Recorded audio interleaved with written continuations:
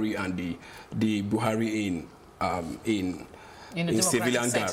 Yes, but I also think that when you he spent about 1 year and 6 months as a military ruler. That was between the last day of December 1983 and in August 1985 when the Babangida junta toppled him. So we have about 1 year and 7 months. So now he has ruled for some 4 years, right? And he has gotten the mandate to rule for another 4 years. So the variables, you'll be comparing two almost inconsistent variables. You understand? One about 19 months here, and then you have 36 months here. So, yeah, but one would expect that somebody whose disposition is against indiscipline and his fight against corruption. We do know that there are some foreign organizations that are already reacting to that, saying it's a facade. We'll come to that eventually. But you would expect that the person would follow due process now, even more. Well, I would expect so, but that doesn't mean that they are wearing political prisoners while he was a military ruler. Because I remember when Babangida came on board, we have a situation whereby political prisoners were released. These are persons who there have been court judgment that saying they should release some of these persons, and he didn't heed those court orders. So, with all due respect to Mr. Falana SAN, I really don't think the president has his disposition to court orders is so materially different, in my own opinion. All right, let me take this from another angle and just ask you straight up. He has lawyers, like many of them in his cabinet. The vice president is a lawyer. Of course. The senior advocate, Kayemu is also a lawyer. We have most senior of these advocates people. for that matter. Many of them. How come? Is it that they're not advising the president appropriately? I would like to take a different stand from my colleague here. Okay. And I just want to put in this perspective. President Buhari had run for office 3 different times before he emerged as the winner of the 2015 election. And all of those times he had gone to court, all the way to the Supreme Court. So if anybody had been at the receiving end of the judicial process, he's one of them. And in all of those times, he didn't get any favorable judgment. So one would expect that he should be well grounded. He should have a robust understanding of the importance of court judgment and the entire judicial process itself. However, running a country like Nigeria, it's no walk in the park, and it is not exactly an umbrella for him to hide and then disobey court judgment. However, to run a nation and keep it stable involves around a lot of things. And if certain elements poses a threat to the national security of a country, you would expect that certain actions are taken to protect the majority of the people. You would know of President Trump in America, how he's gotten into different ripples of how he's been asked to do certain things. It is not peculiar to Nigeria. That's all I'm saying. However, in the case of, say, El-Zakzaky, who is not exactly... He is saying that releasing El-Zakzaky to the public constitutes a threat to national security. It doesn't make sense to me. When you read the judgment of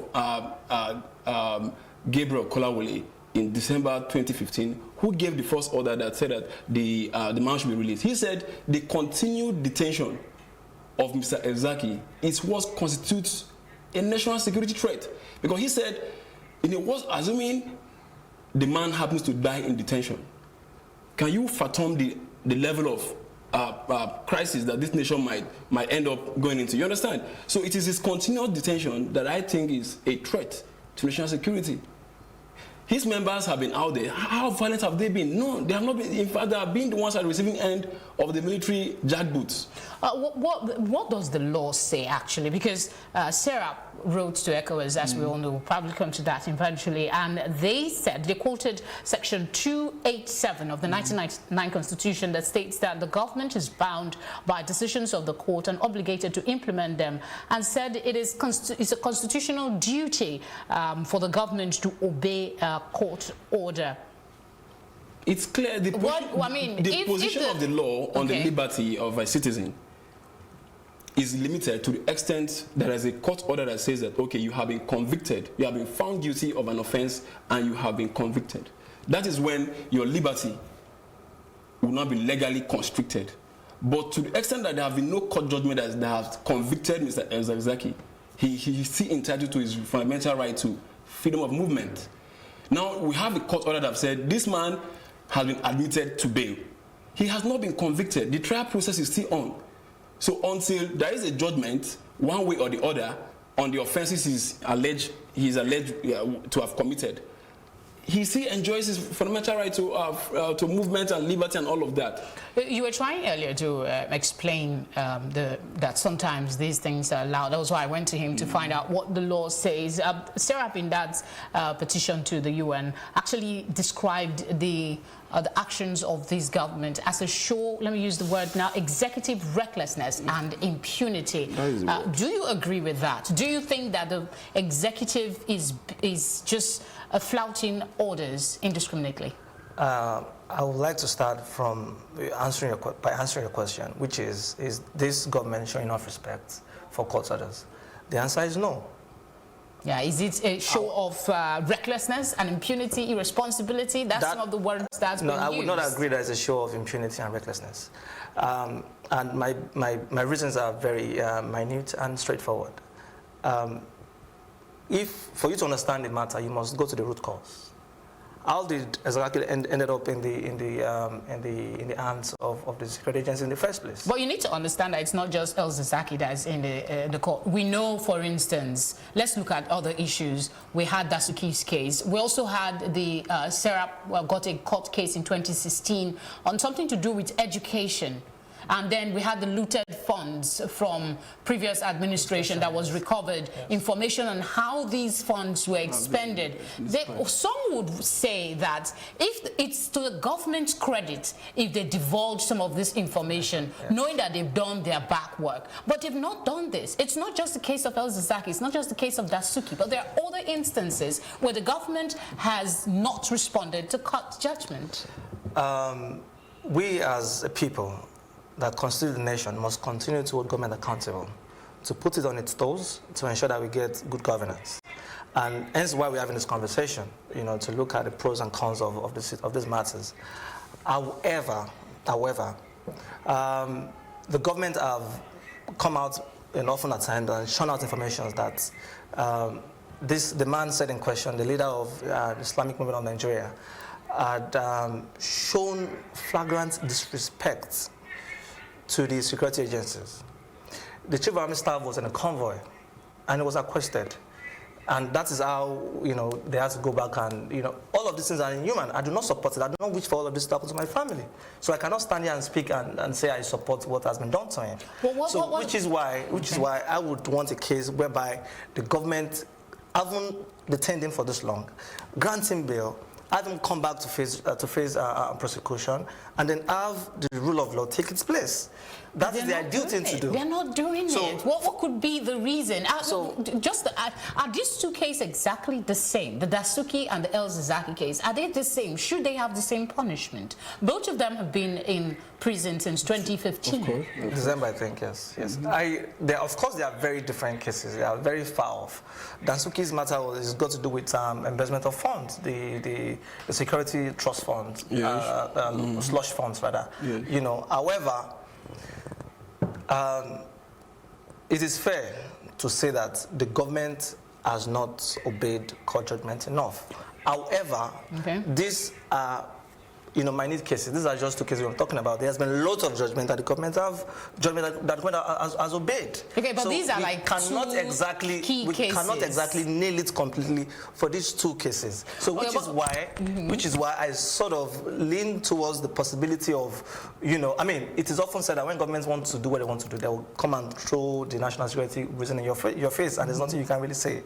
However, Raymond, he's just going on. What do you agree with his? I do not agree with reasons. him. You see, this is not a banana republic. Assuming whatever it is on the face of this earth that Mr. El-Zakzaky and his members we are found or we are taught to have done, as it stands today, there is a court order. The courts in any democracy are the custodians of the laws of the land. They are the interpreters of the law. A judge of several courts of competent jurisdiction has looked at the facts of the case and have said, yes, this man should be admitted to bail and let the prosecution continue his trial.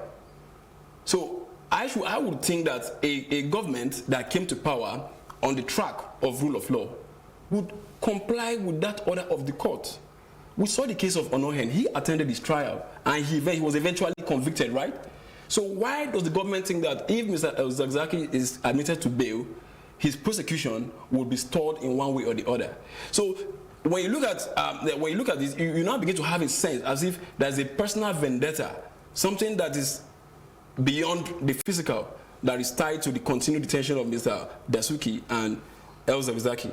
It's truly a peculiar case, but this question is also to you. I'm thinking the Nigerian Bar Association, the judiciary, so to speak, they are the custodians of the law. Yeah. What are they doing? Is there something they can do to, challenge this seeming a growing order of business in this administration?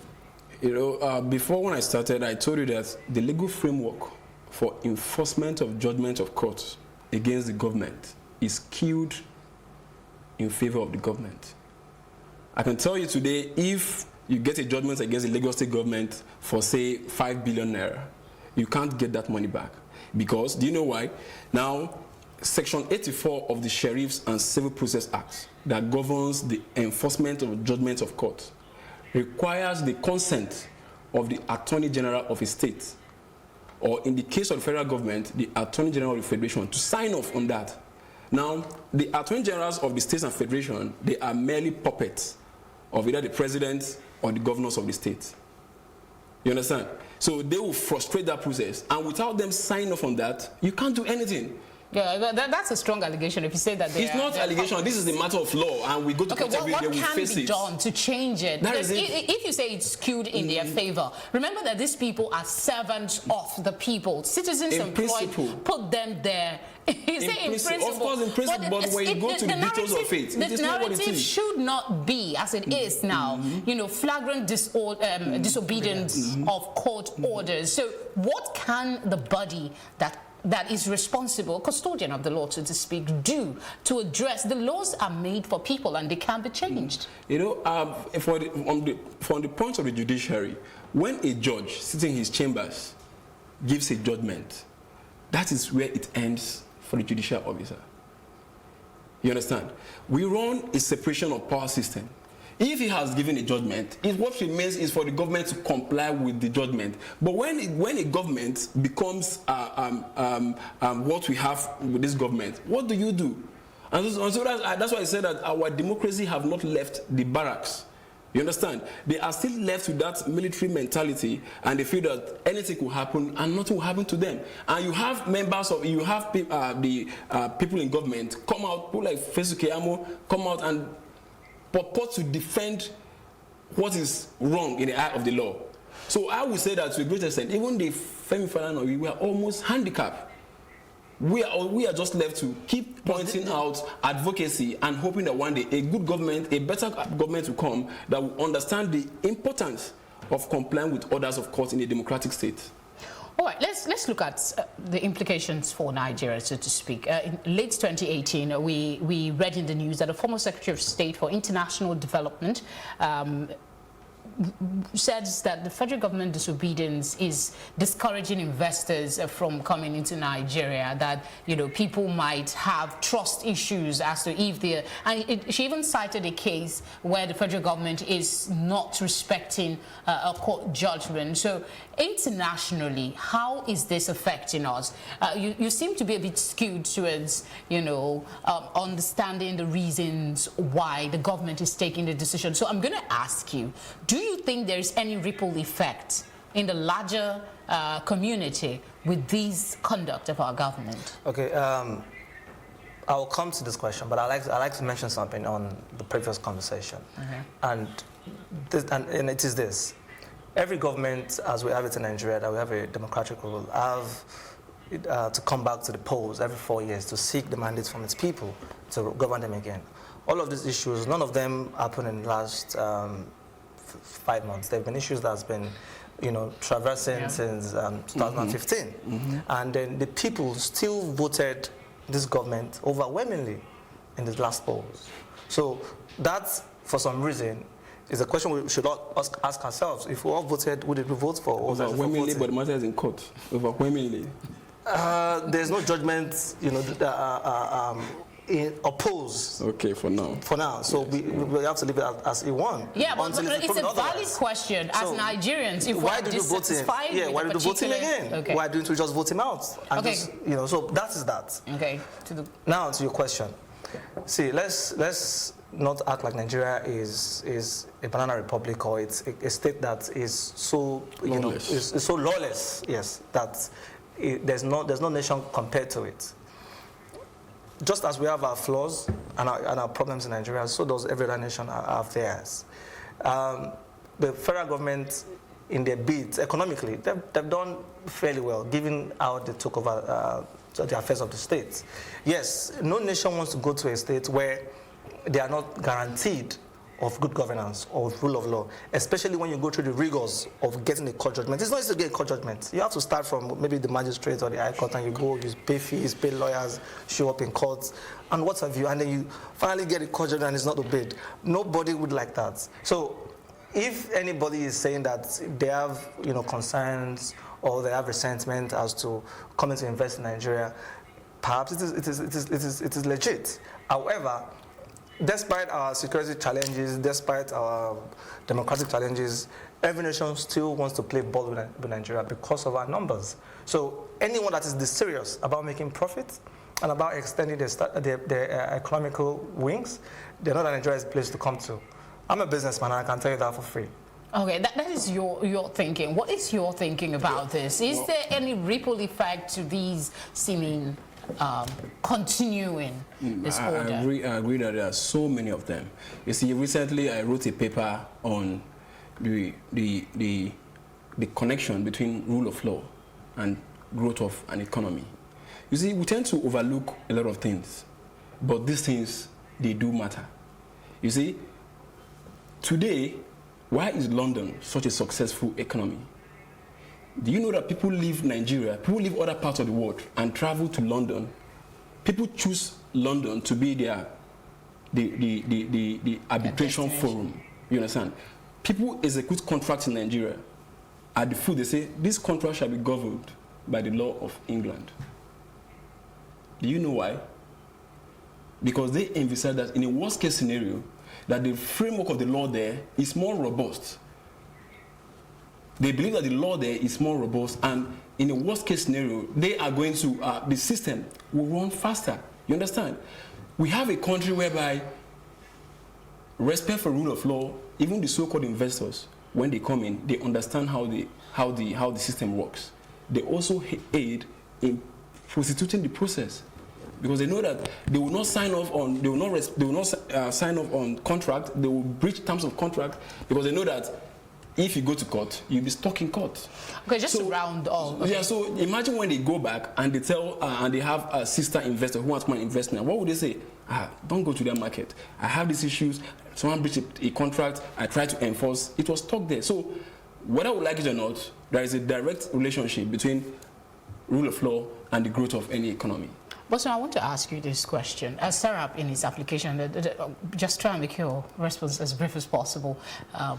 Let me see if I can find that quote, that they put the rule of law in Nigeria under siege. They are of the opinion that the rule of law, when it comes to this court judgment, is under siege. Do you think that is the case? Under siege. Well, given the examples that we've all discussed there, you would not fault anyone that takes such stand. However, there's a lot more that the government can do in entrenching rule of law, equality, and giving everybody an equal chance. However, I would not see it like that. I don't see it like that. I wouldn't say we are under siege. We are not under any siege. We are a nation under God. Because you are not affected. Because you are not affected. My brother, I'm actually affected. You know what? I will share this personally. I actually have a matter in court as we speak. Okay. And do you expect justice from? And we've been trying to get the judge to sit. And that's been a problem. Is it a politically exposed matter? No, it is not. So you see, it's not in line with what I'm talking about. But still, it's a matter in court that has not been, gone through the what's it called, the expected, speed that it should. All right, gentlemen, we have to end this segment of Plus Politics. The conversation will continue. Thank you very much for coming on the program. Pleasure. All right, we will take a quick break, and when we return, we'll be talking firearms, stress, and the Nigerian police. Stay with us.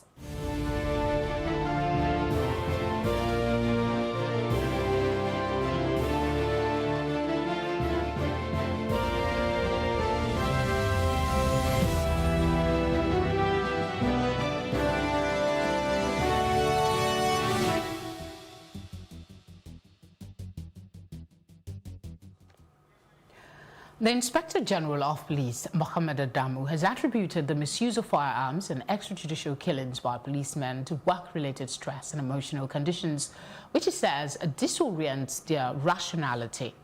Isn't this stated the obvious? What solutions should the Nigerian police force be looking at for its officers? Well, I have with me still in the studio Raymond Nkanebe, a legal practitioner. Thank you for staying with us. And joining us afresh is Alistair Wilcox, a political analyst. Thank you very much for coming in. Thank you, it's my pleasure. So, gentlemen, what is your immediate reaction to the IG saying that his men sometimes misbehave and this misbehavior causes life? What's your immediate reaction? Let me start with you, Wilcox. Well, in fact, it's not a new story. It's almost like a broken record now, what they call a crack record now, when you keep hearing the same thing over and over. And everyone wants to give a reason as to why some misnomer happens. Police, Nigerian police, or everywhere in the world, the brutality of police is not strange. It's not new. It's not everywhere in the world that is also work-related like that is making us to understand. It's just that the human nature will always want to react in a way. So I do not really put it that it's work-related or number of hours work that is giving that disorientation. It is just that the Nigerian police has been structured in such a way that they are disorientated even from their barracks, from their offices. And so the attitude they exhibit towards the people makes them to behave the way they are.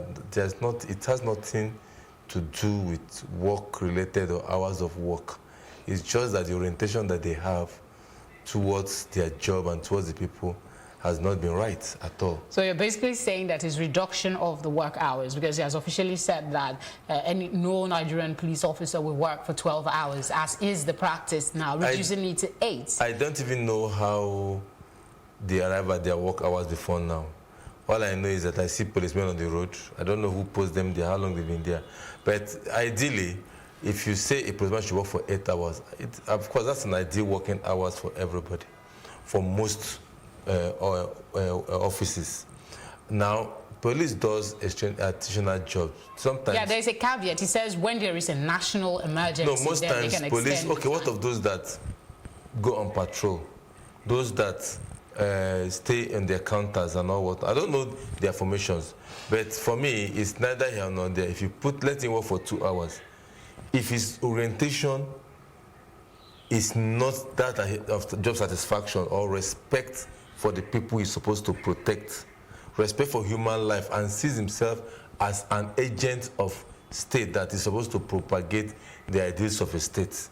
If he doesn't see himself that way, let him work for 1 hour. The day he carries his arm, he's gone, and he drinks paraga and drinks all those stuff that he always drink, he will still misbehave. Do you agree with his submissions today? Well, I don't completely agree. For me, I think the new IGP has actually struck at the heart of the matter. And I'm in agreement with his diagnosis of what has led to this festival of police brutality that have increased in recent times. You see, let's take it one after the other. On the leg of work hours, the Nigerian police is understaffed. I think we are doing 1 policeman to 500 civilians, and which is way beyond the United Nations recommendations. Yeah, that was actually going to be the question I was going to ask you, that on the scale of the troubles bedeviling the Nigerian police, is this the priority, changing the work hours, or there is more?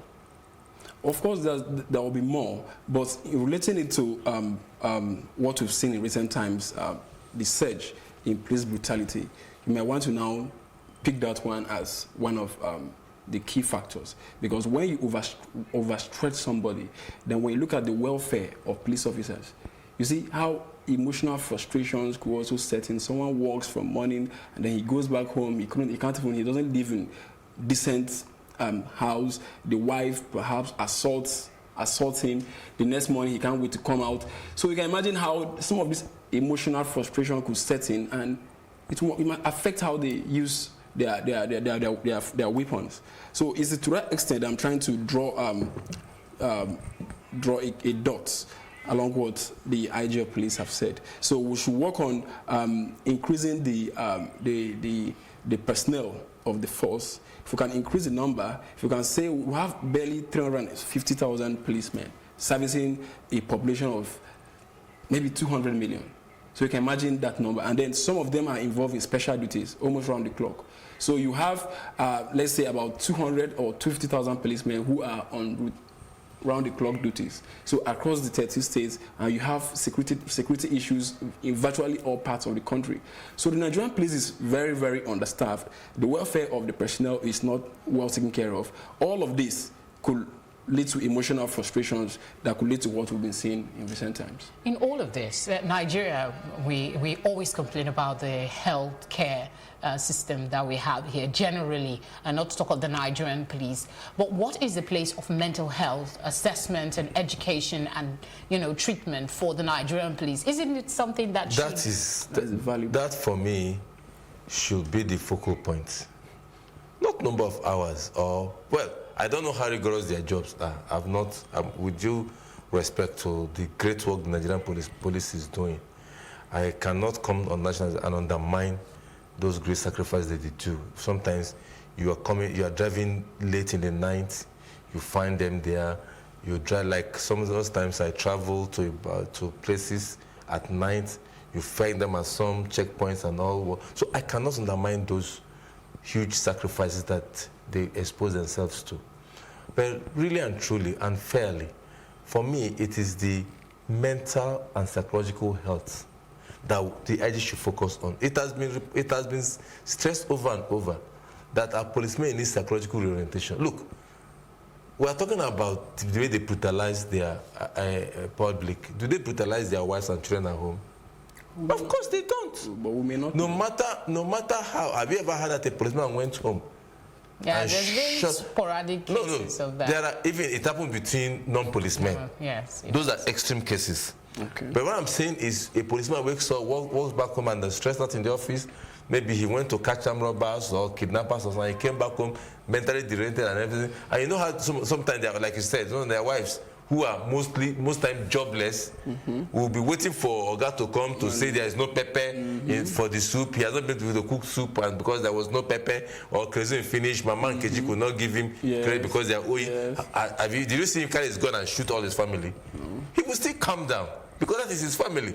So if he sees the average police on the road, and what makes them do these things? Because most times they are under substances that are not natural.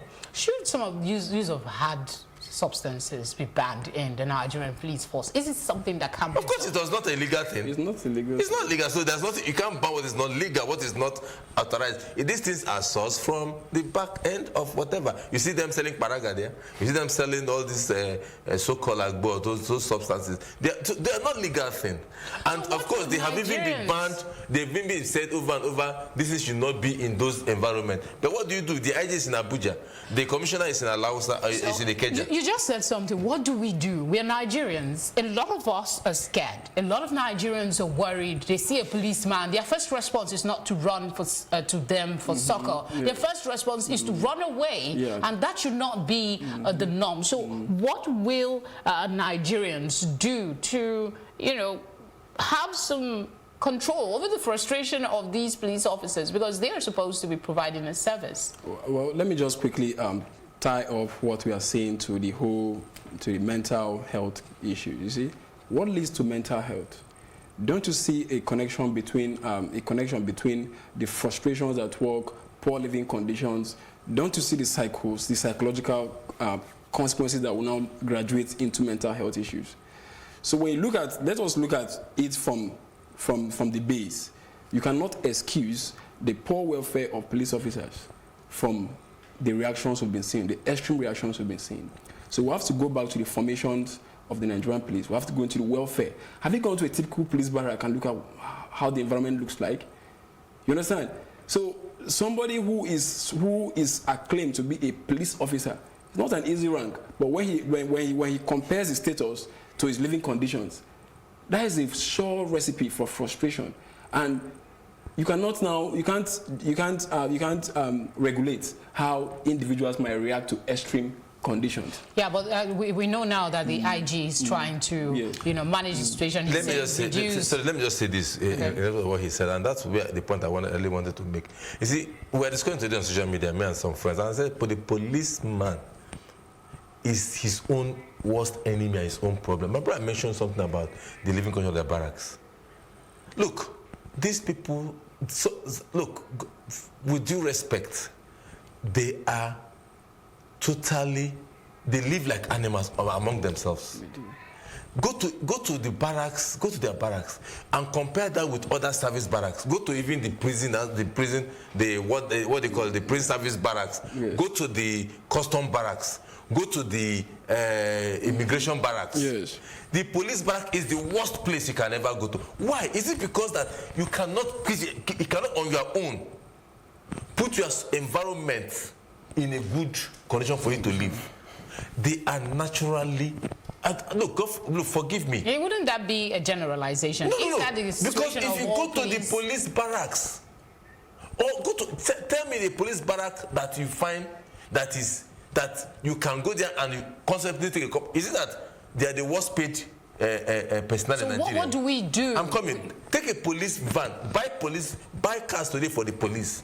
Each time was saying government is not funding. You've actually made that point. So government is not funding. Government is not funding. Go and buy some brand new trucks now for police. We know. 3 months, come back and see those vehicles. Who use them? I know you're concerned about that, and that's why we're having this conversation. Yes. How do we manage this? Because these people are crucial to the security of this country, to the security of Nigerians. You see, it is so if they are, their rationality is hampered somewhat, what becomes of the ordinary Nigerian on the street? So what we're looking at is, how can we move from point A to point B? How can we change the narrative from frustrated police officers who go about in this month alone, I can count on one hand how many people have died as a result of police shooting. So what can we do? The suggestion about use of stun gun, will that help? Of course that would help. You recall during the when Mr. Solomon Arase was IG, now he was one that introduced this stun gun. Then when he left and the MD Abubakar came in, that was when he stopped it for reason that one may not completely know now. So I think we have to go back to the use of the stun gun, at least to limit. But then then you now put the men at risk. So you have to balance. How do you put them at risk? To attack. Because of the attack. When criminals, armed robbers, and thugs, who knows that they are not... there could be a strategy to ensure that those that are on the highway, or maybe some other place, but those that are mingling with citizens, like the SARS, for instance, that interact with Nigerian citizens, they could be made. But the SARS also, the main operation is for armed robbers and kidnappers, high-skilled criminals. Unfortunately, because of the extortionistic tendency of the police, they now degenerated to civil issues. SARS is not meant for debt collection and all those area boys. No, you see, from the training points, remember a time during 2013, 2014, when a TV station made a documentary of the police college Ikeja.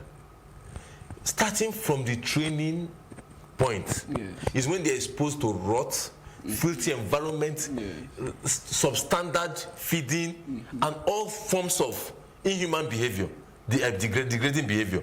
After that documentary was done, the president was supposed to go there and do something. But of course, the powers that be then turn it around to mean that they want to embarrass the administration and the whole initiative that the TV station wanted just died down.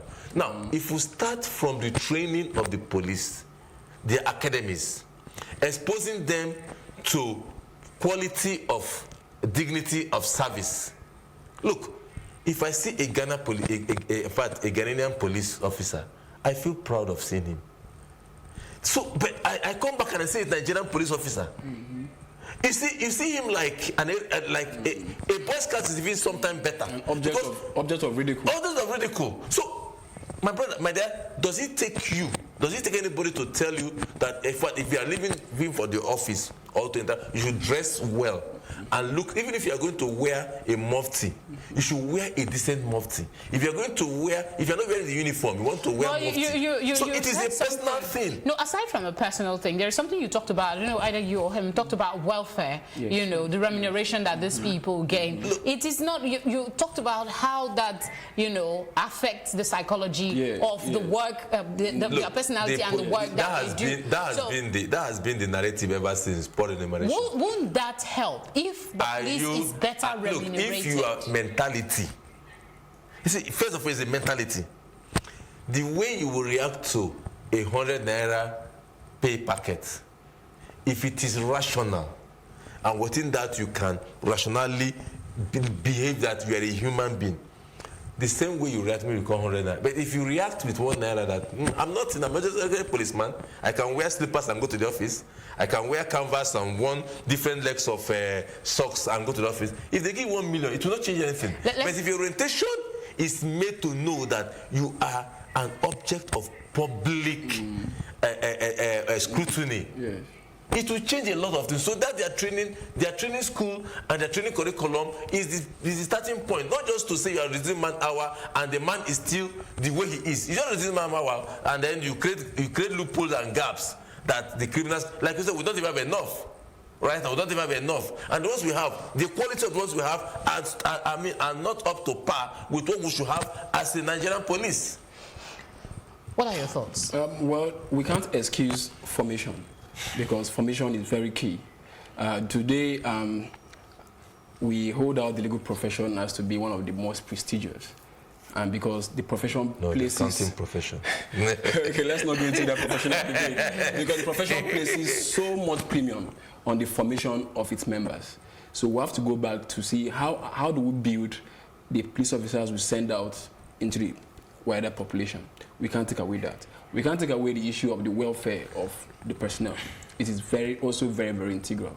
A man who is not well, if I would say a hungry man is an angry man, right? So if we agree to that saying, so a man who is poorly remunerated is a sure, he's a willing to any extreme you get a reaction. So we have to look at the welfare of the officers and men. And also, of recent, there's an amendment to the Police Act. I've not looked at the act, but I should think that it should the role the Police Trust Fund. No. That was a different one. Yes, the role of the Police Service Commission. That is a commission that is almost outside the scrutiny of the public. We have to look at we have to audit the Police Service Commission and find out, because that is the commission that regulates everything that pertains to welfare of men, and you understand. So we have to look at the Police Service Commission and be sure that they're actually living up to the statutory responsibilities. Yeah, you understand. So I think some of these things will help to change the narrative to what we're looking at the police and what the government would. What about citizens? There is such poor public image that the police have. Do you think that maybe citizens also play a role in compounding some of this psychological imbalance, so to speak, that some of these officers, because if you do not respect a police officer, the tendency is he senses it immediately, and that might affect the way he relates. So what is our role? You see, it is how you endear. Respect is earned. Yes. The unfortunate thing is, before now, when we were kids, we see policemen as God. You can't say policeman come even with a baton. Then it was batons. He will run. You are playing football on the street and you see a policeman, you think he's coming to arrest you. You will run. You dare not even. But unfortunately, like I said, they are the enemy of themselves. They lost that. They throw that rest, because when you start collecting 20 naira, 10 naira from bus drivers, from Danfo driver, how would they respect you? You compromise. So it is them too that should reinvent themselves and then endear themselves to the public. Look, successive police IGs will come up with some fantastic slogans and ideas, but when it comes down, cascading it down to the rank and file is the issue, because rank and file is the one that you meet every day. Yes. Bail is free. You get to a police station, and then the man is telling you that is a conversation that never and then the man dies. is telling you that Ogarat is IGO. No, if you not bring money, then because of the illiteracy of the people, you work on their psychology and all that. I mean, I have had experiences when I go to the police station, because I've had instances when I had to go and do complaints or I've had interactions, and by the time you get there, even at my level, sometimes I'll be so sympathetic and I'll be like, look, the DPOs sometimes don't do anything. They're just compromising with their abuse because they send their boys out, go and bring returns. So if, for me, one of the things that should be looked into is, if any unit that anybody commits an infraction of losing of life, don't only punish the man, punish the DPO. If the DPOs are, because look at it, if in the UK or US, a police officer does anything wrong, his superior resigns immediately or takes responsibility or something. You punish that, but also if you punish the DPO, then the DPO should be able now to cascade to these people that, look, any of you that will make me lose my own job or lose my own commission, then you will not take it kindly with the person. You understand? So if that is not done, if the unit commanders are not held accountable for the atrocities of men under their control, then we just keep. We just dancing around the clock. So if there's that accountability and responsibility, up to the level that at some point you call the Commissioner of Police to question, they will sit up. But right now it's a free reign. They do anything they like. If anybody commits an infraction, well, you got to answer for yourself. I'm afraid we have to really pause this conversation. There's so much to talk about. There's so much to talk about the police, yes, because it's pathetic. Yes. I want to see my police look like the certainly all of us like the good police. Do. Look, go to Ghana and see policemen in Ghana. Certainly, the conversation certainly continues. Thank you, gentlemen, for coming on the program. It's my most pleasure. Thank Always you a pleasure to have you join us. Thank you so much. Nice having you. We will take a short break, and when we return, I will give my take. Do stay with us. The Democratic Party, PDP, has accused the All Progressives Congress, APC, of using the police to intimidate the school principal that issued Senator Ademola Adeleke's results. The National Publicity Secretary of the PDP, Kola Ologbodinyo, spoke to newsmen in Abuja, saying several family members of the principal have also been detained by the police without any charge. Ologbodinyo is calling on the police to release those unlawfully detained immediately. The Nigerian police, in collaboration with the APC, against arrested Mr. Abbas, the principal of the Ede Muslim High School, Ede, as well as the wife of the school's registrar, Mrs. Rofiyat Oladepo, and her 9-month-old baby. Information available to the PDP shows that AIG Adeleye Oyebade of Zone 2 Osogbo ordered the arrest of the innocent principal of the school and the registrar. When the registrar, Mr. Kabir Oladipo, could not be reached as he is undergoing treatment for legs and arms injuries, which he sustained in a motor accident, AIG Oyebade allegedly ordered one ASP Faliu to arrest his wife, Mrs. Rofiyat Oladepo, with a 9-month-old baby. Both the innocent mother and her baby were dumped at Zone 2 Police Headquarters in Osogbo, even as we speak. It is clear that there is no way a school principal who duly signed and issued a school testimonial under his own hand and position can be said to have forged the same testimonial. The PDP therefore calls on the Inspector General of Police, Mr. Adam Mohammed, to call his men to order on issues related to Senator Adeleke's determination to retrieve his governorship mandate, which was stolen by the All Progressives Congress. While the PDP also urges the IGP to order the immediate release of the innocent school principal, the wife of the school registrar, her baby of 9 months. Our party also counselled the APC and their allies to end their schemes against Senator Adeleke, as they will all come to naught in the face of justice and the will of the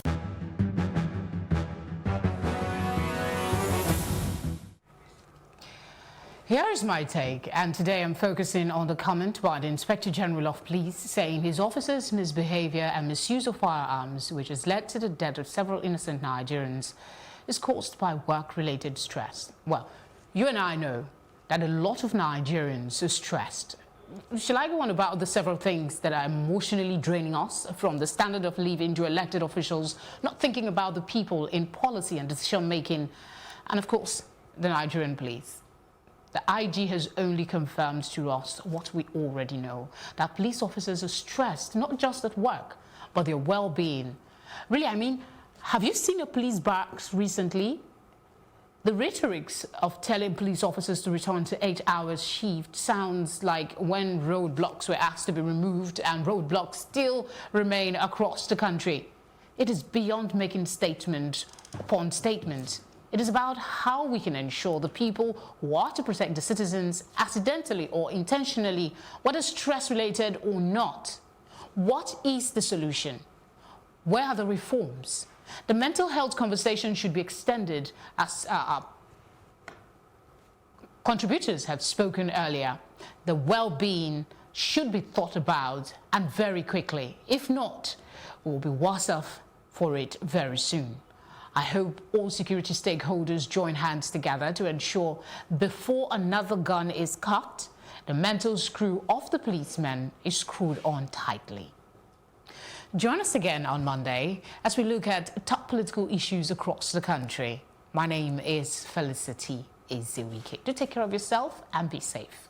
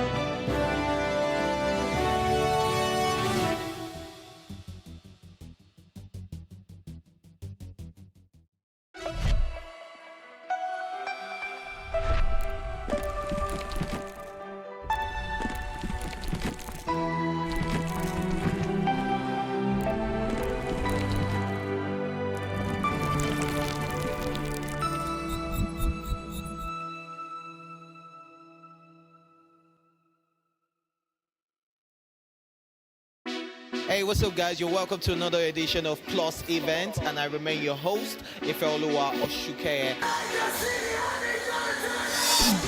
Your absence isn't an excuse anymore, as Plus Events is all you need, as we bring you the glitz, the glamour, and loads of fun. Oh, definitely. Right, no question. He's a living legend.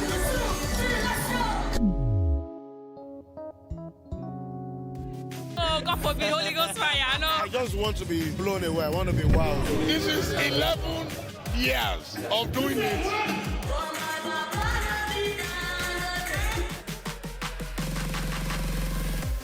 I'm surrounded by so much positivity. No, it's okay. Yo, what's up, my people? It's your boy Starboy Terry. You're watching Plus Event on Plus TV. Stay glued to Plus TV Africa every Saturday and Sunday, 4:30 p.m. West African time.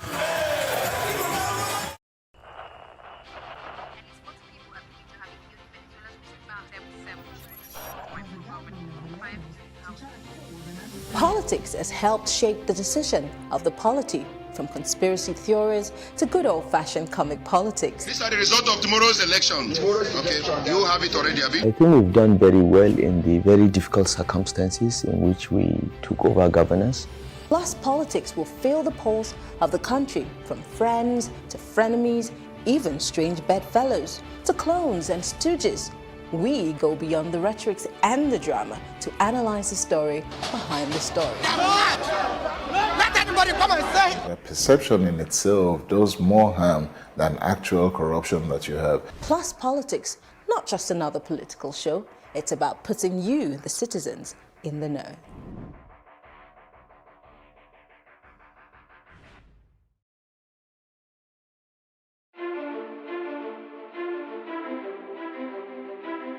That is how we get looped into a cycle of insanity, repeating the same thing and expecting a different result. That cycle of failure is unsustainable and it has to end now. Infection train is back. They take us to the bush and start asking us to call our people to send money. What can be done as an intervention for them right now to stop abuse of all children?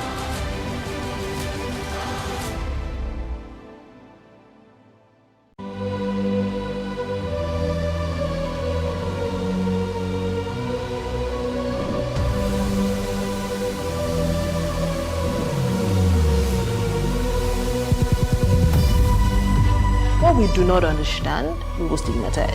What you can see is the remaining of the tanker that exploded. The suspect equally confessed.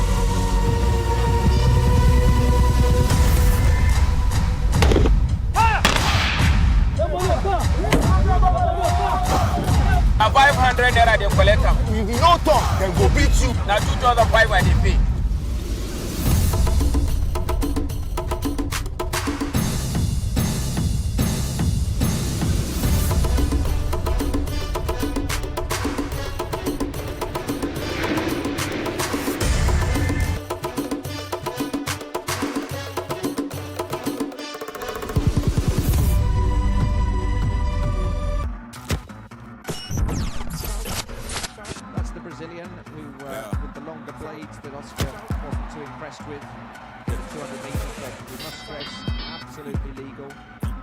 Sounds of the surf. Yeah. Now that he's a hater, I don't want no bad energy. Man get used by radar, can't see my enemy. And this time they are away, and Peacock goes away strongly. She wants a man from London, she wants a fellow with felonies. That's why we take my team. There's no I in it, I bring it on my team. Just when they saw my team, moving the bouncers bounce when they saw my team. You wanna never know. Don't be a sheep when you can be gold. Great, it's about time and you never know. Don't show up to my show, you've got no energy.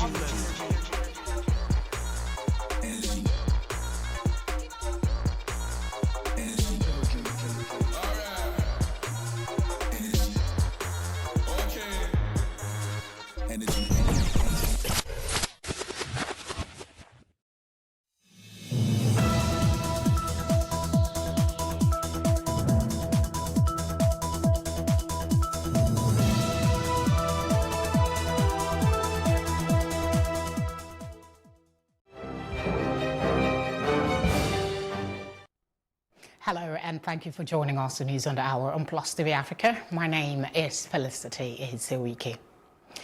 The Nigeria Governors Forum Secretariat Abuja has started an induction program for newly elected and returning governors. The program, which is holding at the Banquet Hall Presidential Villa, is being attended by newly elected governors and outgoing ones. President Muhammadu Buhari, who is in the United Kingdom on a private visit, is represented at the event by his deputy, Professor Yemi Oshibanjo. Chairman of the forum and the outgoing governor of Zamfara State, Abdulaziz Yeri, told the newly elected governors to get ready to face new challenges. Labour leaders in the country have called for mass creation of decent jobs for Nigerians, especially the young generation. The leaders of the Nigeria Labour Congress (NLC) and the Trade Union Congress (TUC) made the call during a rally on Monday in Abuja, the nation's capital. They said there was a need to create decent jobs for youths in the country, noting that it would go a long way in reducing the incidence of crime.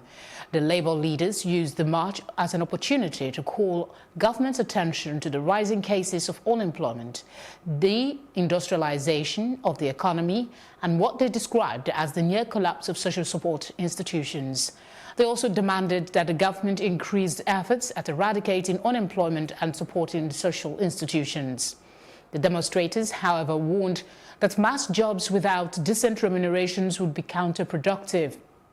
They asked employers of labour in the private and public sectors of the country to immediately begin the full implementation of the new national minimum wage.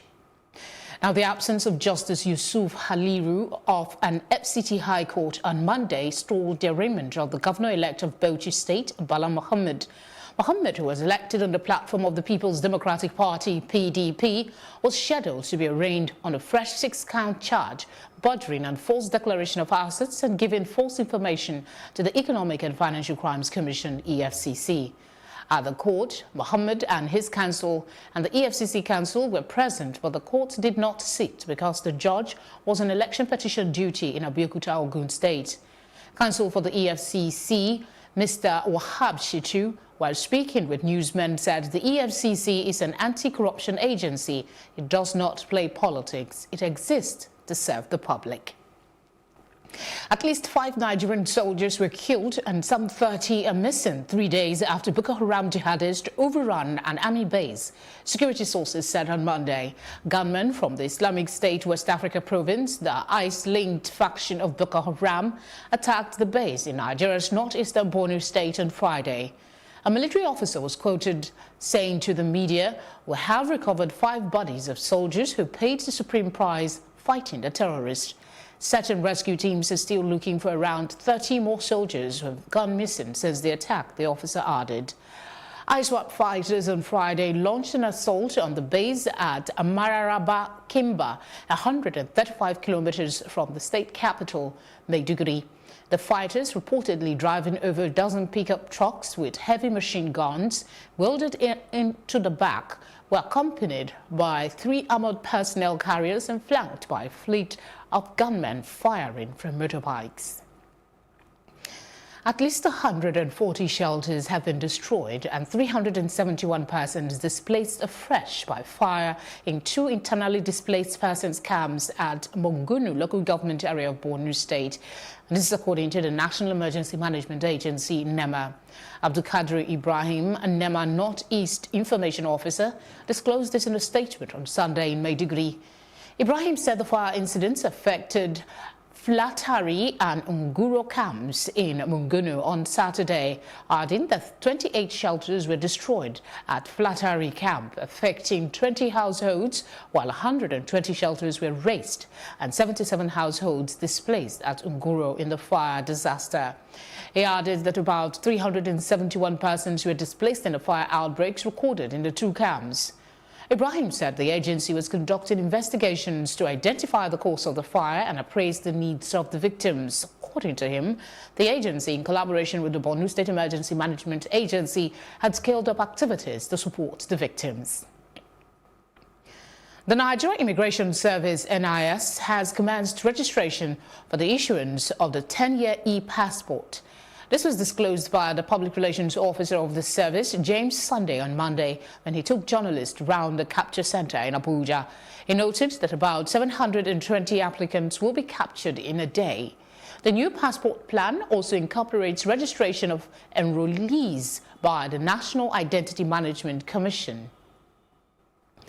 The United Nations Population Fund, UNFPA, says Nigeria's population has hit a new high of 201 million. In its 2019 State of the World Population Report, UNFPA said Nigeria's growth rate has been at an average of 2.6% from 2010 to 2019. The fertility rate among Nigerian women has dropped from 6.4 in 1969 to 5.3 in 2019. This means an average Nigerian woman gives birth to at least 5 children. Global fertility rate, or the average number of births per woman, stood at 4.8 in 1969, 2.9 in 1994, and 2.5 in 2019. The report says contraceptive prevalence rate among Nigerian women aged 15 to 49 is only 19%, adding that decision-making on sexual and reproductive health and reproductive rights among these women has averaged at 51% between 2007 to 2018. This means 49% of Nigerian women still do not have the power to decide on their sexual and reproductive health and reproductive rights. The UN agency estimated that Nigeria's population has grown from 54.7 million in 1969 to 105.4 million in 1998 and 201.0 million in 2019. As the race for the presidency of the Ninth Senate intensifies, the Senator Ahmed Lawan for Ninth Senate President Group has resolved to meet with 2 other ranking senators, Ali Ndume and Danjuma Goje, over the need for them to work together. The plan is to checkmate moves by the opposing People's Democratic Party (PDP) to determine the leadership of the Senate that is billed for inauguration in June. The PDP, with 43 senators, plans to vote en bloc and is using its strategic number to negotiate with Senator Goje and Senator Ndume. Apart from bidding for Deputy Senate President, the main opposition party is also negotiating for the chairmanship of strategic committees of the Senate. With a division in the ranks of the All Progressive